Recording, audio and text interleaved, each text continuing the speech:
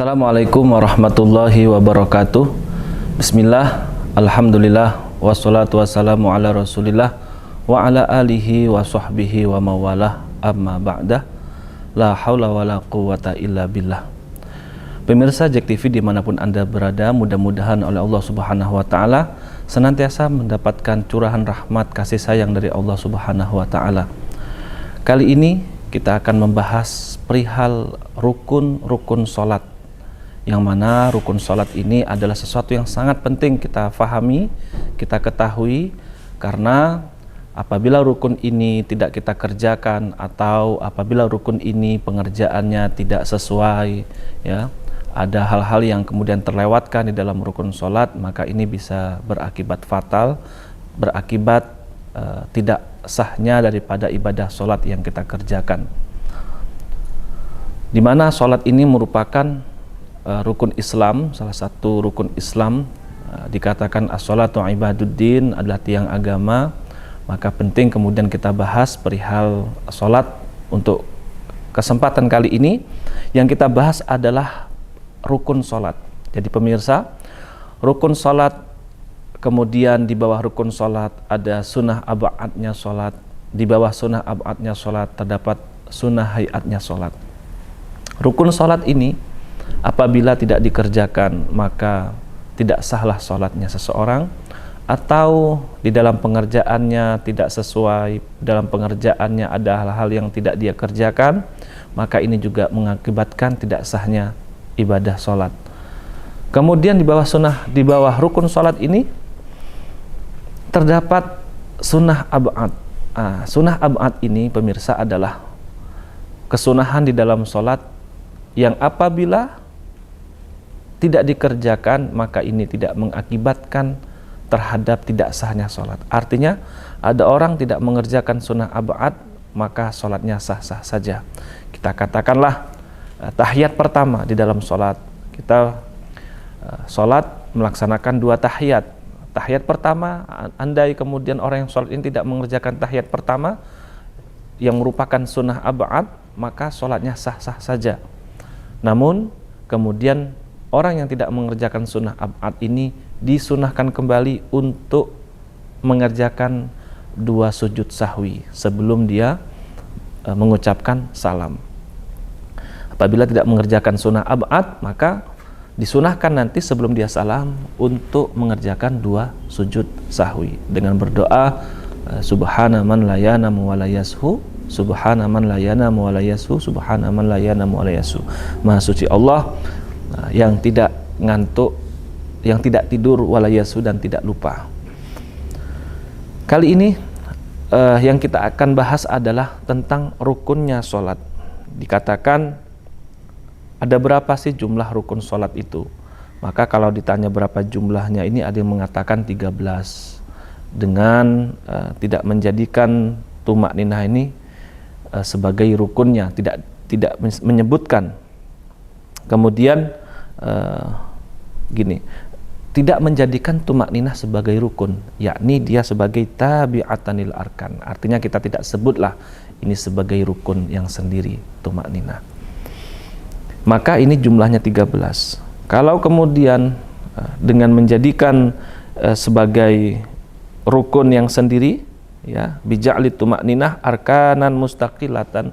Tumak ninah, apa itu tumak ninah? Tumak ninah itu diam setelah bergerak di dalam gerakan-gerakan sholat kita. Misal dari kita berdiri menuju ke ruku, kemudian ada jeda, ya, tumak ninah itu namanya. Dia diam setelah bergerak, kita berjeda dulu di situ, itu namanya tumak ninah. Maka tidak boleh setelah kita berdiri, kita mau ruku, berdiri ruku langsung i'tidal tanpa ada jeda dulu, diam setelah bergerak, maka ini tidak sah karena dia tidak ada tumak ninahnya. Kalau kita menjadikan tumak ninah ini sebagai rukun yang sendiri, rukun sendiri, maka jumlahnya menjadi 17. Kemudian nanti ada yang menjadikan ia mengumpulkan dari beberapa tumak ninah itu jadikan 1 saja dan seterusnya. Katakanlah 13 atau 17 jumlah rukun di dalam sholat itu. Kemudian pembagian rukun sholat ini ada 4. Pembagian rukun sholat. Berarti ketika kita katakan rukun, ini harus kita kerjakan. Di dalam sholat harus kita lakukan, tidak boleh kita tinggalkan rukun sholat ini. Rukun sholat terbagi menjadi 4. Pertama adalah arkanun qauliyatun, rukun yang bersifat qauliyah, rukun yang bersifat ucapan. Ini ada berapa rukun yang sifatnya qauliyah? Khamsatun, ada 5 rukun qauliyah ini. Wa sumiyat bidzalika li annahu yushtaratu minal musalli ayatalaffadhu biha bihaitsu yusmi'u nafsahu. Kenapa dikatakan dengan rukun qauliyah? Qaul itu kan artinya adalah ucapan. Dikatakan karena disyaratkan bagi orang yang sholat untuk yatalaffadhu biha, melafalkan daripada rukun tersebut, bihaitsu yusmi'u nafsahu, sekiranya dia mendengarkan bacaannya itu.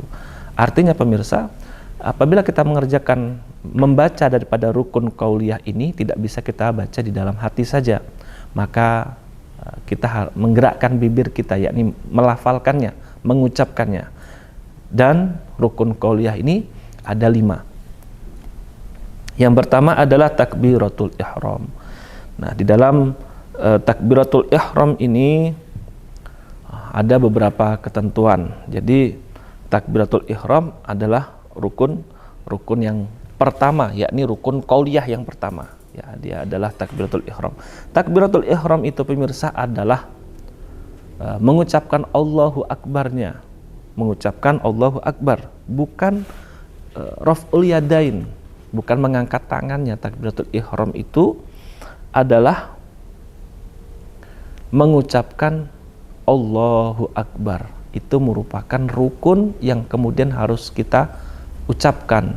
Tidak bisa hanya di dalam hati saja. Dia harus ayatalaffadhu biha, dilafalkan, yang sekiranya orang yang sholat itu mendengarkan daripada apa yang dia ucapkan. Takbiratul ihram itu adalah Allahu Akbar, maka kenapa takbiratul ihram Allahu Akbar ini, ucapan Allahu Akbar ketika kita masuk sholat ini dikatakan sebagai takbiratul ihram. Takbiratul ihram dikatakan wasumiyat bidzalika li'annaha tuhramu li'annaha tuharrimu makana halalan qablaha kal akli wal kalam ma ghairi dzalik. Begitu, karena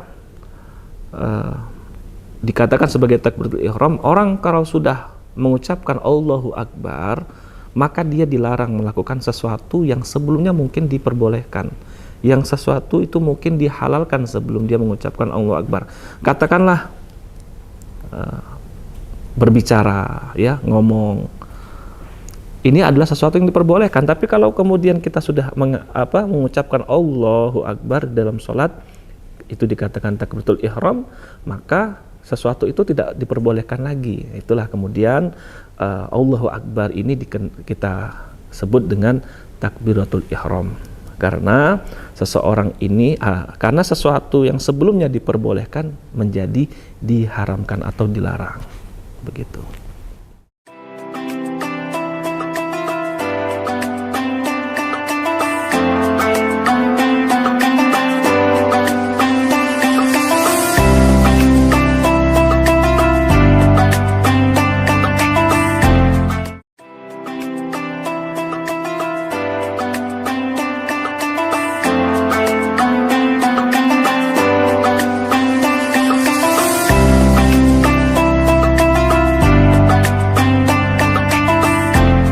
Pemirsa, kita kembali ke lensa kolbu, kita lanjutkan materi terkait dengan rukun sholat ini. Tadi kita telah sebutkan ada rukun qauliyah, kemudian ada rukun fi'liyah, rukun ma'nawiyah, dan rukun qalbiyah. Jadi jumlah rukun tadi terdapat 17 atau 13, katakanlah begitu. Kita membahas tentang takbiratul ihram tadi. Dikatakan takbiratul ihram karena sesuatu yang sebelumnya kita ini diperbolehkan.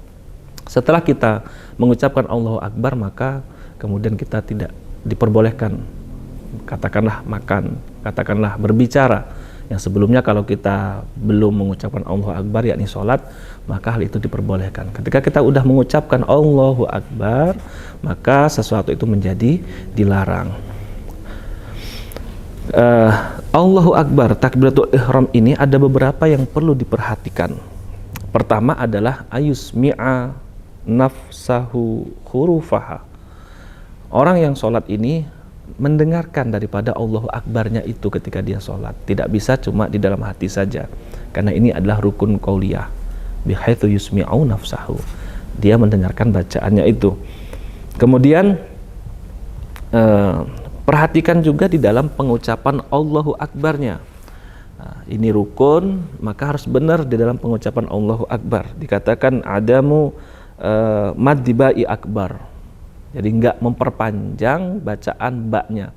Misal ada orang sholat nih, takbiratul ihramnya dia Allahu Akbar, begitu. Nah, itu tidak benar. Atau misalnya Allahu Akbar atau bagaimana, yang itu tidak sesuai di dalam ilmu bacaan. Maka ini harus diperhatikan, pengucapan yang tepat adalah Allahu Akbar, begitu. Tidak memperpanjang bacaan daripada baknya lafaz akbar.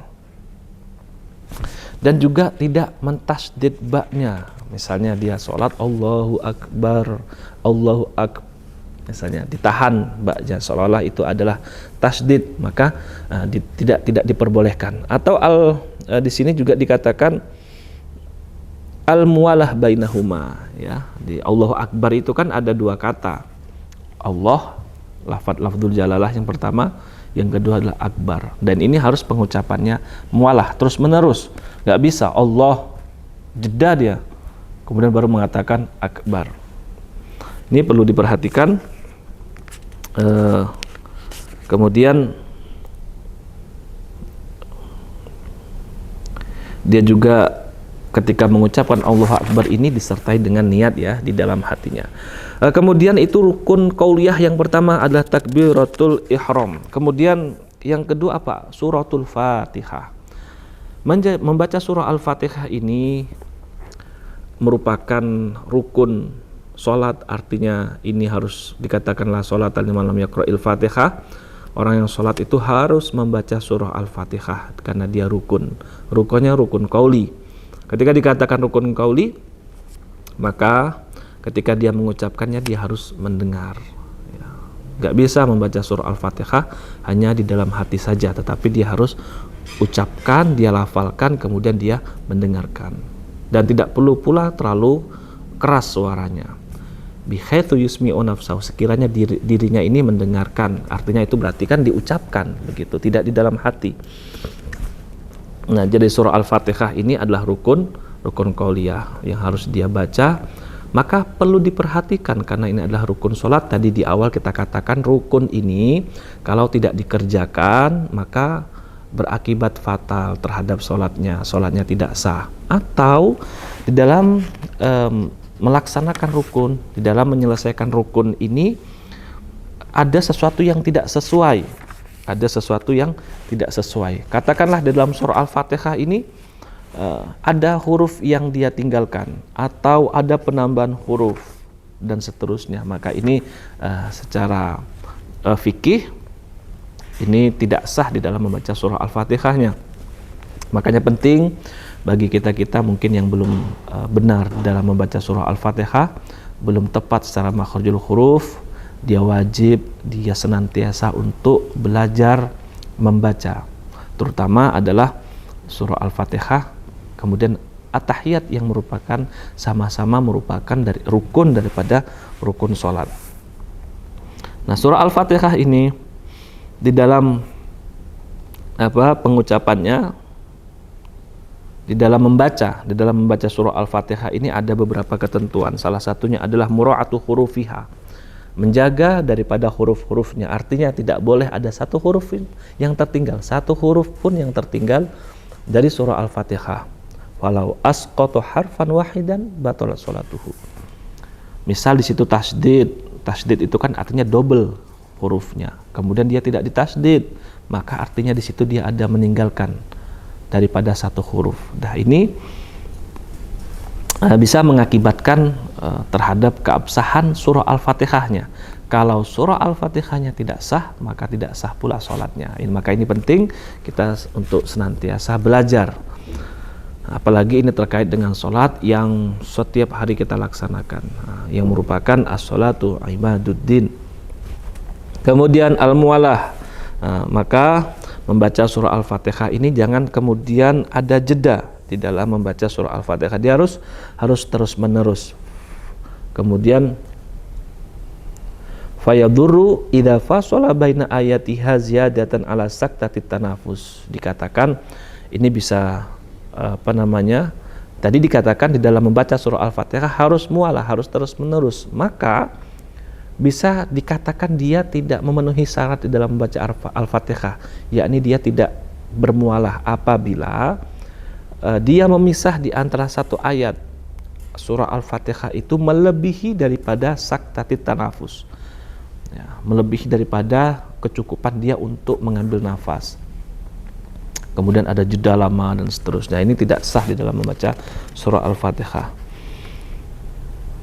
Maka membaca surah Al-Fatihah ini harus diperhatikan betul, karena watajibu fi kulli raq'atin sawaun akanati shalah fardun am naflan 'alal imam wal ma'mum wal munfarid. Surah Al-Fatihah ini harus dibaca, wajib dibaca di setiap rakaat, baik itu sholatnya sholat fardu, baik sholatnya ini adalah sholat sunnah, baik yang mengerjakan sholat itu sebagai imam, baik yang mengerjakan sholat itu sebagai makmum, baik orang yang mengerjakan sholat itu adalah orang yang sholat sendirian. Dia harus membaca surah Al-Fatihah dan memperhatikan betul daripada bacaan surah Al-Fatihahnya itu. Salah satunya mura'atu tasdidatiha, menjaga tasdid daripada surah Al-Fatihah. Qira'atu kulli ayatiha, membaca semua ayat. Nah, di dalam mazhab Imam Syafi'i, Bismillahirrahmanirrahim ini dalam mazhab kita ini mengatakan bahwa Bismillahirrahmanirrahim merupakan satu ayat dari surah Al-Fatihah. Maka Bismillahirrahmanirrahim ini juga dibaca. Adapun di luar mazhab, artinya di mazhab yang lain mungkin ada yang berpendapat bahwa Bismillahirrahmanirrahim bukan bagian dari surah Al-Fatihah, maka silakan saja, tidak masalah, karena ini merupakan bagian daripada khilaf ulama. Terjadi perselisihan pendapat di situ. Ada sebagian ini kita katakan ada seorang tokoh dari Mekah, Imam Sudes, ini Imam Masjidil Haram, ketika beliau datang ke Indonesia menjadi imam di Masjid Istiqlal untuk menghormati yang kebanyakan adalah penganut mazhab Imam Syafi'i, maka beliau mengucapkan Bismillahirrahmanirrahim. Ini tidak masalah, hanya dalam pemahaman kita bahwa satu ayat, yakni Bismillahirrahmanirrahim, merupakan satu ayat daripada surah Al-Fatihah. Begitu. Kemudian di dalam membaca surah Al-Fatihah ini, alla yatakhallalaha dzikrun ajnabi, tidak boleh disela-selai dengan zikir yang lain selain daripada membaca surah Al-Fatihah. Misal nih, ada orang ketika dia membaca Al-Fatihah ada yang bersin, kemudian dia spontan mengucapkan doa mendengarkan orang yang bersin. Orang yang bersin kan biasanya alhamdulillah, kemudian langsung dia otomatis mengatakan ya rahamukallah. Atau dia sendiri yang bersin, kemudian spontan dia katakan alhamdulillah, padahal dia lagi membaca surah Al-Fatihah. Maka ini surah Al-Fatihahnya harus dia ulangi lagi, karena di dalam membaca surah Al-Fatihah alla yatakhallalaha dzikrun ajnabi, tidak disela-selai dengan zikir yang lain.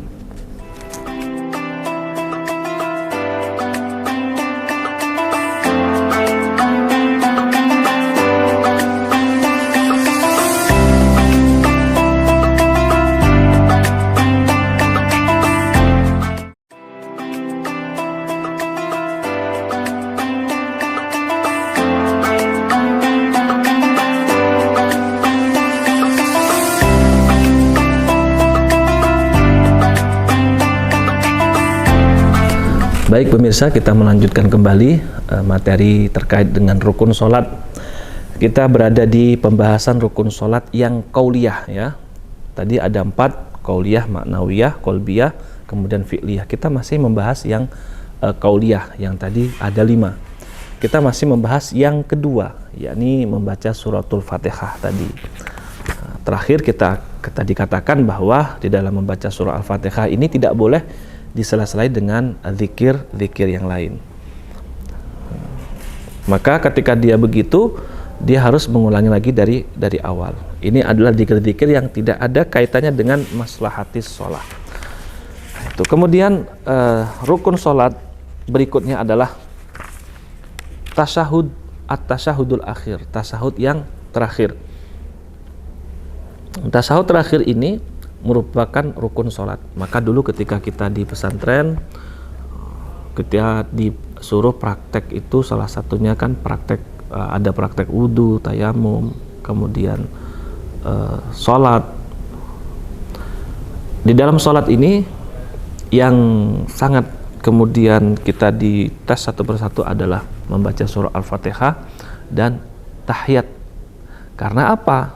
Nah, karena surah Al-Fatihah merupakan rukun daripada rukun sholat, dan tahiyat ini juga merupakan rukun daripada rukun sholat, yakni rukun qauliyah. Namun yang merupakan rukun itu adalah tasahud yang terakhir. Tadi kita katakan tasahud pertama ini adalah sunnah ab'ad. Andai kemudian orang ini lupa untuk mengerjakan, maka sholatnya sah-sah saja. Tapi kalau udah rukun kok tidak dikerjakan, tidak sah sholatnya. Tasahud terakhir merupakan rukun daripada rukun sholat yang ketiga daripada rukun sholat qauliyah. Artinya ketika dia mengucapkan tahiyat, dia harus mendengar. Bihaitsu yusmi'u nafsahu. Ketika dia mendengar berarti ini harus dia lafalkan, dia ucapkan. Tidak bisa membacanya hanya di dalam hati saja. At-tasyahudul akhir, at-tahiyatul mubarakatus sholawatut thayyibatu lillah. Assalamu alayka ayyuhan nabiy wa rahmatullahi wa barakatuh. Assalamu alayna wa ala ibadillahis sholihin. Asyhadu an la ilaha illallah wa asyhadu anna muhammadar rasulullah. Itu rukun salat yang ketiga dari rukun salat qauliyah. Keempatnya apa? Wassalatu ala nabi sallallahu alaihi wa alihi wasallam fih, yakni bersolawat kepada Nabi Muhammad sallallahu alaihi wasallam di dalam tasyahudul akhir. Asyhadu an la ilaha illallah wa asyhadu anna muhammadar rasulullah. Kemudian akan ditambahi Allahumma sholli ala sayyidina Muhammad. Itu adalah merupakan wassalatu ala nabi sallallahu alaihi wa alihi wasallam, merupakan rukun salat yang qauliyah. Berarti dia harus ucapkan itu. Allahumma sholli ala sayyidina Muhammad wa ala ali sayyidina Muhammad. Nah, kemudian adapun kama sholaita ala sayyidina Ibrahim wa barik ala sayyidina Muhammad kama barakta ala sayyidina Ibrahim, itu adalah sholawat Ibrahimiyah yang andai kemudian kita tidak baca, kita cukupkan dengan Allahumma sholli ala sayyidina Muhammad, maka ini sudah sah sholatnya, karena dia setelah melaksanakan rukun sholat, ya ini membaca sholawat. Kemudian rukun sholat yang kelima dari rukun qauliyah adalah salam. Ya, salam ini merupakan rukun sholat, yakni salam yang pertama, ya, merupakan rukun daripada rukun sholat. Ini assalamualaikum warahmatullah. Nah, kalau assalamualaikum warahmatullahi wabarakatuh merupakan salam yang diucapkan ketika kita sholat jenazah atau sholat gaib, ini mengucapkan assalamualaikum warahmatullahi wabarakatuh. Begitu, ini rukun sholat 5 ini telah kita ucapkan, yang merupakan telah kita jelaskan 5 rukun qauliyah ini. Kemudian dilanjutkan yang kedua adalah arkanun fi'liyah, rukun fi'liyah. Nah, ini artinya rukun yang bersifat gerakan, ya, harus dilakukan di dalam sholat, tidak boleh ditinggalkan, maka nggak sah sholatnya kalau dia tidak mengerjakan daripada rukun fi'liyah ini. Ada 6. Pertama, qiyam, berdiri ini tentu bagi yang mampu, ya, tentu bagi yang mampu. Di dalam sholat fardu, kalau nanti dia sholatnya adalah sholat sunnah, maka tidak diharuskan sambil berdiri, boleh dia mengerjakan sambil duduk, yang sudah barang tentu pahalanya ini full ajri saja. Kemudian ruku, kemudian i'tidal, sujud, duduk di antara 2 sujud, duduk di tasyahud akhir. Ini merupakan rukun-rukun fi'liyah. Ketiga adalah arkanul ma'nawiyah, rukun maknawi, ya. Rukun maknawi ini hanya ada satu saja. Apa itu? Wa at-tartib, yakni tertib. Artinya di dalam pengerjaan rukun-rukun sholat ini harus tertib, ya. Setelah dia berdiri, dia ruku, ya. Setelah ruku dia i'tidal, kemudian dia sujud. Nggak bisa dari ruku tiba-tiba langsung sujud, belum i'tidal, karena ini harus tertib. Karena ada rukun ma'nawiyah yakni tertib. Yang keempat adalah arkanun qalbiyah, rukun yang bersifat qalbi, hati. Artinya ini rukun memang tidak diucapkan begitu, dia ada di dalam hati. Apa itu? Hanya ada satu sebagaimana rukun ma'nawiyah, yakni an-niat. Nah, niat ini rukun. Niat di dalam sholat merupakan rukun sholat. Orang harus niat ketika dia mau mengerjakan sholat, karena niat adalah pembeda antara satu perbuatan dengan perbuatan yang lain. Mungkin orang boleh sama gerakannya, yang satu niatnya sholat, yang satu niatnya olahraga, jelas tentu berbeda hasilnya, karena ini ada niat pembeda. Yang satu mandi hanya sekedar untuk menyegarkan diri, yang satu mandi punya niat misal untuk hadir sholat Jumat, maka nilainya tentu akan berbeda. Niat merupakan rukun qalbiyah. Karena ini adalah rukun qalbi, rukun yang berada dalam hati, maka niat ini bukan yang kita ucapkan. Misal ada orang mau sholat, sebelum dia sholat ini dia akan mengucapkan usolli, ya, fardul maghribi salata raka'atin mustaqbilal kiblati imaman lillahi ta'ala makmuman lillahi ta'ala. Dia ucapkan itu, maka sudah barang tentu itu bukan niat. Nah, niat itu adalah ketika dia takbiratul ihram mengucapkan Allahu Akbar di dalam hatinya, kemudian dia niat untuk mengerjakan sholat. Saya niat sholat fardu duhur, saya niat sholat fardu asar, saya niat sholat fardu maghrib, dan seterusnya. Jadi niat ini adalah rukun qalbiyah yang ada di dalam hati, itu niat. Kemudian ada sebuah pertanyaan, ma afdalu arkanis sholah al-qiyam amis sujud. Pertanyaannya, mana yang paling afdol, yang paling utama daripada rukun sholat? Berdirikah atau ketika sujud? Yang afdol daripada rukun sholat itu? Maka dijawab, al-mu'tamad anal qiyam afdolul arkan. Dikatakan bahwa pendapat yang kuat, pendapat yang dijadikan patokan, pedoman adalah yang mengatakan bahwa berdiri adalah rukun yang paling utama. Berdiri adalah rukun yang afdol. Kenapa dikatakan berdiri merupakan rukun sholat yang afdol?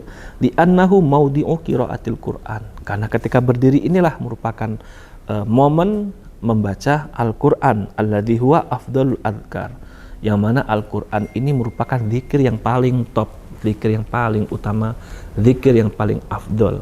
Karena membaca Al-Qur'an ini adanya ketika berdiri, maka dikatakan berdirilah rukun yang paling utama. Kemudian ada pula yang mengatakan innas sujuda afdol. Ada yang mengatakan begini, berbeda. Pendapat ini mengatakan bahwa di dalam rukun sholat ini, rukun yang paling di dalam sholat, rukun di dalam sholat ini, ya, yang paling afdol adalah sujudnya. Kenapa? Karena liqaulin Nabi sallallahu alaihi wasallam, Rasulullah SAW pernah bersabda, aqrabu ma yakunul abdu min rabbih azza wa jalla wa huwa sajidun fa aktsiru du'a. Kata Rasulullah, momen kedekatan seorang hamba dengan Tuhannya, ya, momen kedekatan seorang hamba dengan Tuhannya itu adalah ketika seorang hamba itu sujud.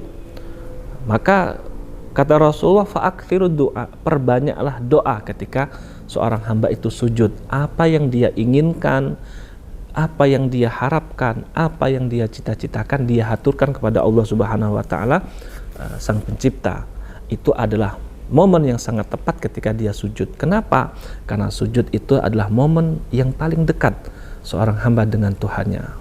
Dan kita ketahui bersama bahwa suatu kedekatan ini akan memberikan suatu privilege lebih, ya. Misal orang yang dekat tentu ketika akan meminta, dia mudah untuk diberi. Maka itu dikatakan bahwa yang paling afdol adalah ketika sujud. Namun sebagian kemudian memperinci wa ba'duhum fassala faqala idza kana fil lail fa itolatul qiyam afdol. Namun ada kemudian yang memperinci, ya kalau malam yang afdol ini adalah memperlama berdiri. Kalau misal ada orang sholat tahajud, sholat malam, ya, kemudian dia mengerjakan sholat itu, maka yang paling baik afdol adalah dia memperlama bacaan Al-Qur'annya, memperlama bacaan surahnya, yakni ketika dia berdiri, dia setelah membaca surah Al-Fatihah, silahkan dia membaca surah yang panjang-panjang. Dan tentunya ketika dia sholat sendirian. Kalau berjamaah kan tentu jamaah ini memiliki kepentingan masing-masing. Wa in kana fin nahar fal iktsar minas sujud afdol. Kemudian kata ulama ini yang memperinci ketika dia sholatnya di siang hari, maka memperlama daripada sujud ini yang lebih utama, yang afdol, begitu. Jadi untuk pembahasan kita kali ini pemirsa adalah tentang sholat. Kita langsung mengambil pada bab rukunnya.